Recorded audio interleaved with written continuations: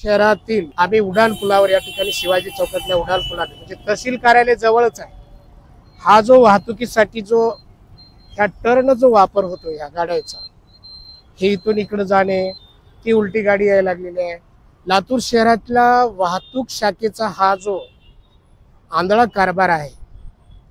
तहसीलच्या समोरून त्या ठिकाणी एक गेट होतं, तर तिथून ते बंद केल्यामुळं आज घडीला एवढा जीव घेणा प्रवास लातूर शहरातल्या नागरिकांना करण्याची वेळ आलेली आहे। हे कोण पाहणार? लातूर शहराचा वाहतूक शाखा जे कार्यरत आहे ते काय करत आहे, हा देखील प्रश्न निर्माण झालेला आहे। हाच प्रश्न शहरामध्ये ज्या ज्या ठिकाणी सिग्नल असेल, ज्या ज्या ठिकाणी रहदारी असेल, त्या त्या ठिकाणी अशाच पद्धतीने लातूर शहरामध्ये जे काय अशा पद्धतीने उलटी जी वाहतूक होत आहे। आता हे बघा, ह्या पद्धतीने टर्न चाललेला आहे।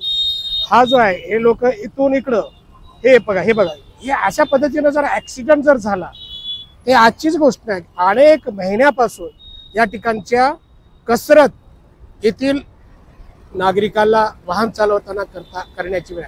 इकडून जर बघितलं तर हा जो स्पॉट जर बघितला, वरून येणाऱ्या गाड्या फास्ट आहेत। ह्या जर बघितलं तर वरून येणाऱ्या गाड्या फास्ट आहेत।